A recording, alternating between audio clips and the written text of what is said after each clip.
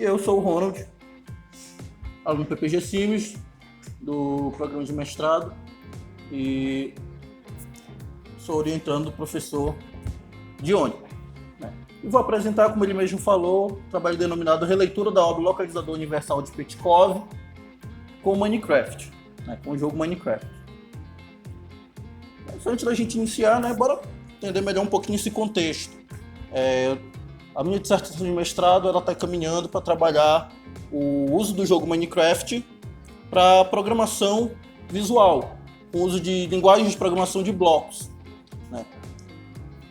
E atualmente a gente está desenvolvendo testando, desenvolvendo algumas atividades que vão ser desenvolvidas justamente nessa dissertação. Então são atividades em que os alunos terão que programar, o jogo Minecraft e executar essa programação dentro do jogo, dentro do ambiente do jogo. Então, através de uma ferramenta de linguagem em blocos. Certo?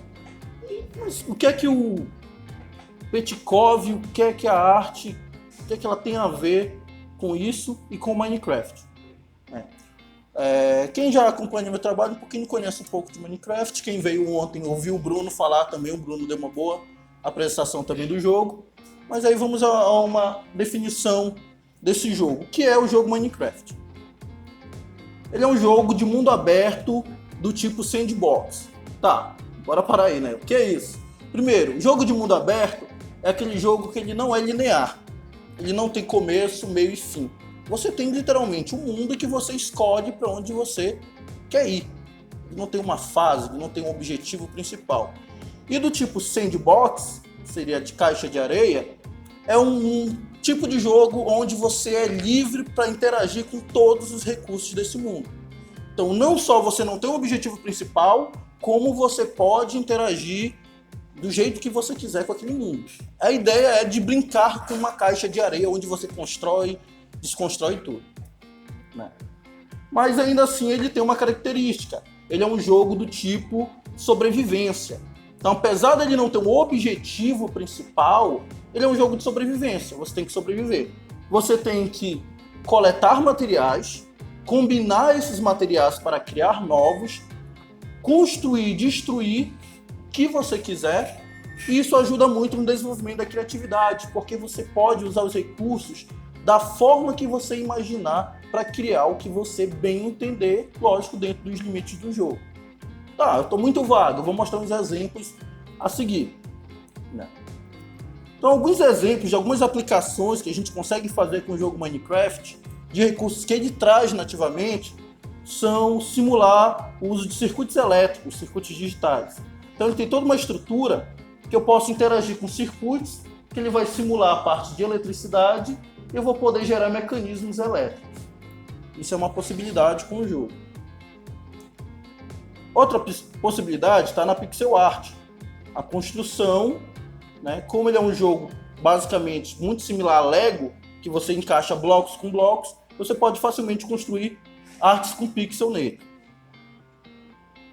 Um outro uso que o Bruno até apresentou ontem é na construção de prédios, de patrimônios. Esse aqui é um trabalho que eu já havia desenvolvido antes, em que a gente fez uma réplica da igreja de São Benedito lá de Bragança. E um trabalho mais recente que a gente realizou na disciplina do mestrado foi trabalhar com objetos matemáticos, que foi essa construção aqui de um fractal matemático da esponja de Mengen. Tá, mas ainda assim, o que isso tem a ver com Petkov, o que tem a ver com programação?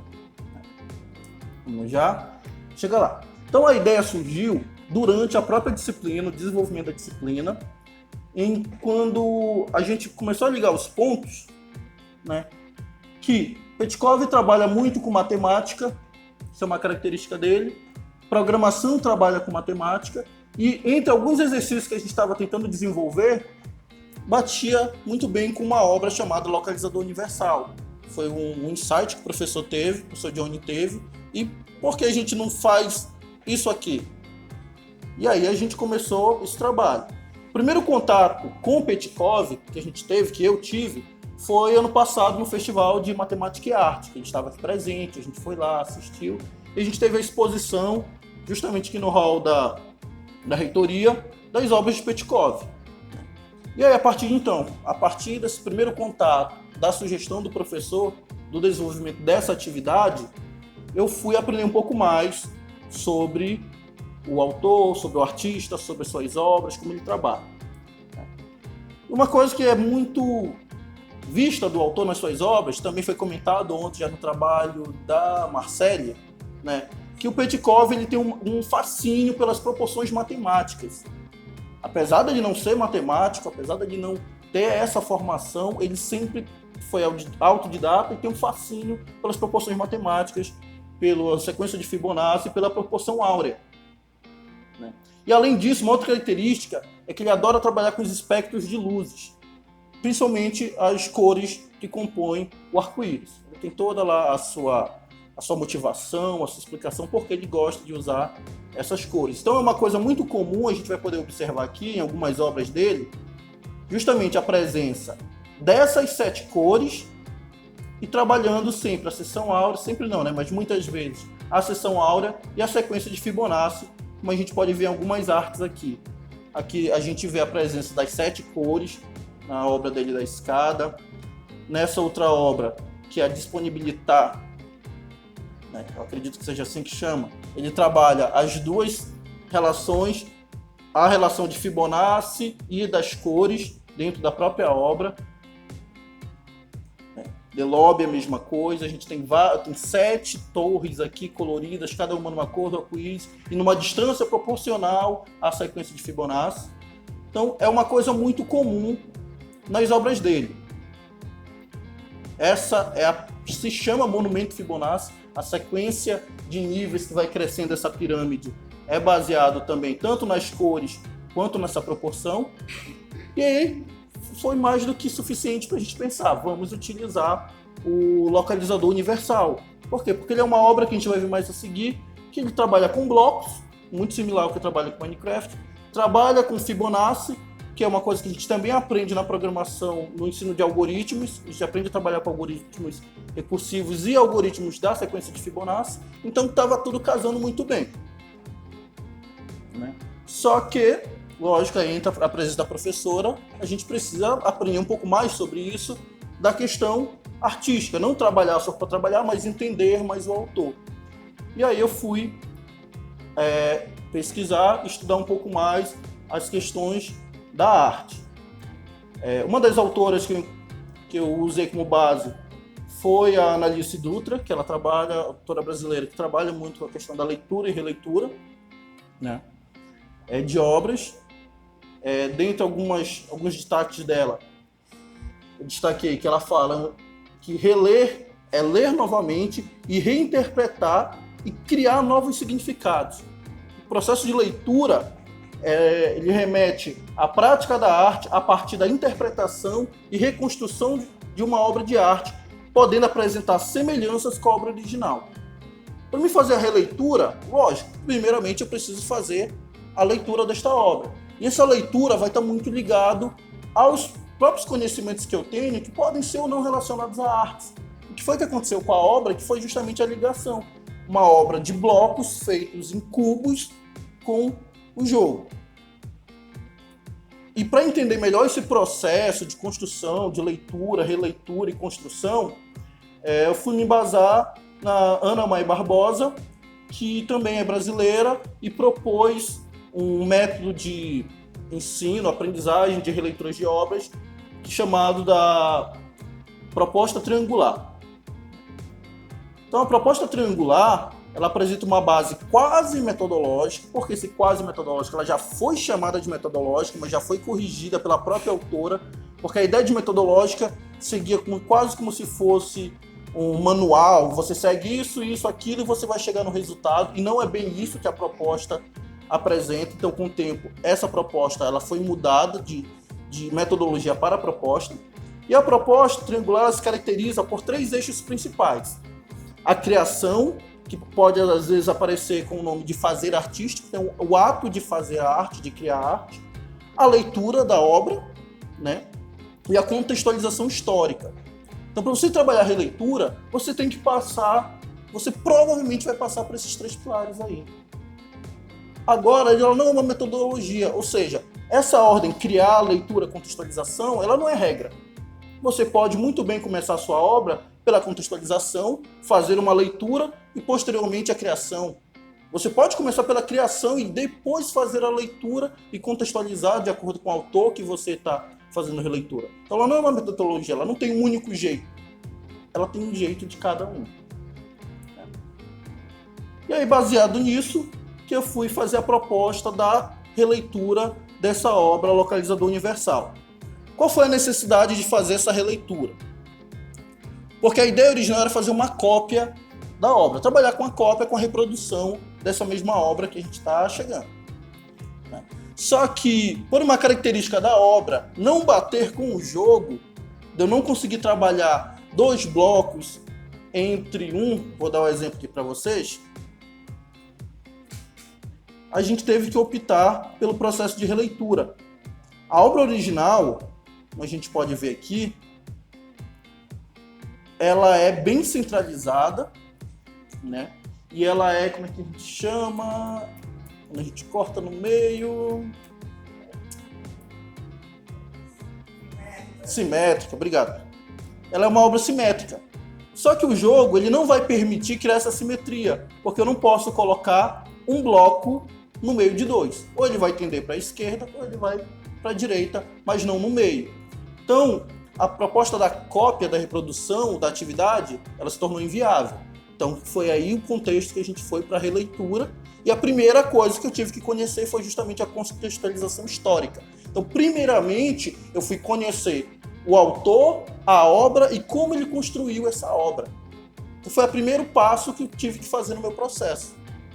Quando a gente viu que de várias tentativas, algumas faziam bastante sentido na questão da releitura e para o seu uso, que era para fazer atividades de programação, a principal característica que não poderia ser perdido era a sequência de Fibonacci.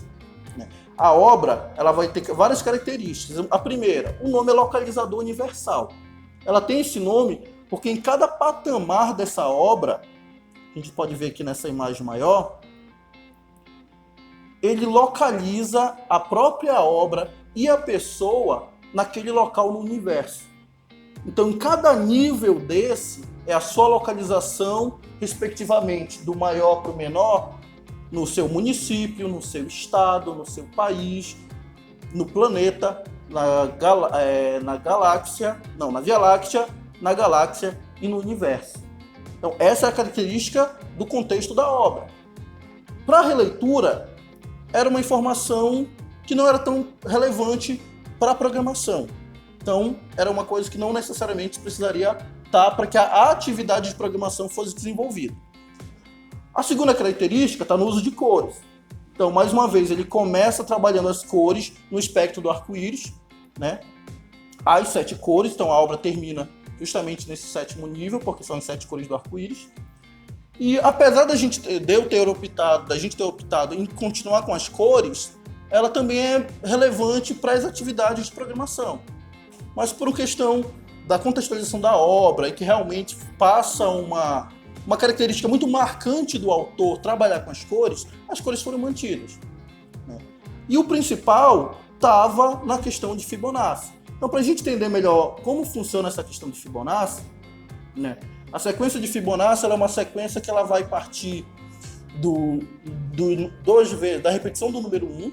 Ela é um fenômeno da natureza que acontece, por exemplo, na reprodução de coelhos, na reprodução de zangões. É um fato que acontece na natureza, que alguns artistas perceberam isso, alguns matemáticos perceberam isso e perceberam que nessa sequência ela apresenta uma proporção muito... O próprio Petkov chama agradável à vista, agradável ao olho, a proporção que ela cria, né? E ela acontece da seguinte forma: você tem o primeiro elemento que se soma com o segundo elemento, que parte de 1 por 1, e o próximo elemento ele vai se somar ao anterior, ou seja, 1 mais 1, 2. O próximo elemento da sequência vai ser a soma dos 2 anteriores, ou seja, 1 mais 2, 3. O próximo elemento vai ser a soma dos seus 2 anteriores, ou seja, 2 mais 3, 5. E assim vai crescendo essa sequência. E a gente consegue observar isso na obra. Ele trabalha essa sequência em 3 dimensões. Nesse primeiro ponto, a gente tem o valor de 1, né, para a altura e para o comprimento. No próximo, a gente já vai ter uma obra nas 2 dimensões, 2 por 2. No próximo nível, ela já vai ser 3 por 3. No próximo, 5 por 5, ou seja, sempre a soma dos 2 anteriores. No próximo, 8, 13 e 21. Mas uma outra característica bem interessante é que ao mesmo tempo em que a obra ela vai crescendo na sequência em 2 dimensões, ela vem decrescendo na contrária. Ou seja, eu tenho para a altura aqui iniciando de 1, da altura não, da largura e do comprimento 1, só que a altura desse primeiro item, esse roxo, já começa em 21, que vai ser o último lado vermelho. A altura do último é 21 e a largura e comprimento... a altura é 1 e a largura e comprimento é 21. Tanto que no meio da obra, a gente tem uma parte em que se iguala tudo. A gente vai ter 5, 5 por 5, porque a gente tem 2 dimensões crescendo na sequência de Fibonacci e uma decrescendo. E qual foi o propósito de manter isso na releitura? Para que justamente na atividade de programação o aluno consiga perceber na obra que se eu olhar ela só de um lado, por exemplo, se eu visualizar ela só dessa forma, eu consigo perceber a sequência em 2 dimensões. Então o aluno pode primeiro programar em uma dimensão a sequência, depois que ele entender como funciona esse mecanismo, ele já vai conseguir mais facilmente tentar programar a segunda dimensão e por último ele complementa fazendo as 3. Então é um exercício que ele não vai precisar fazer tudo de uma vez, ele vai parte a parte tentando criar esse algoritmo aí. E aí no final a gente tem a obra nesse formato, seguindo as cores, seguindo a ideia da sequência de Fibonacci, mas com uma estrutura diferente para manter a ideia da atividade de programação, que o aluno consiga ainda programar a sequência de Fibonacci sem perder essa característica, né? Só para finalizar, teria como manter a cópia original, se a gente quisesse no jogo, poderia fazer normal, só que ele perderia a principal característica, que era a sequência de Fibonacci. Ele manteria o seu formato, manteria as cores, mas o aluno não teria como programar seguindo a sequência de Fibonacci, e que era o principal para a atividade que ia ser mantida. E aí, como resultado, a gente tem isso daí. Essa obra final, que aí vai ser testada agora a parte de programação dela. As considerações finais. Recentemente a gente percebeu que a partir do próprio jogo, da modelagem que é feita dentro do jogo, a gente consegue transpor esses objetos que são criados no jogo, tanto para objetos virtuais, para trabalhar com realidade virtual e realidade aumentada, quanto com impressora 3D. Então isso traz uma característica para os trabalhos de arte muito bacana, porque você conseguiria fazer a própria releitura de arte dentro do jogo de forma virtual, e se quisesse trazer para o mundo físico, poderia transferir isso, por exemplo, para uma impressora 3D ou até mesmo para a realidade virtual. Então, por exemplo, esse próprio objeto que foi criado, essa própria releitura, ela agora pode ser feita de forma física. Então, são trabalhos ainda a se considerar aí da pesquisa que a gente viu bem recentemente, né? No mais, finaliza aqui com algumas referências que foram usadas, né? Ana Mai Barbosa, o Cicone, os materiais de Petkov, que ele disponibiliza no site dele, Pilar e alguns outros aqui que trabalham tanto com arte quanto com Minecraft.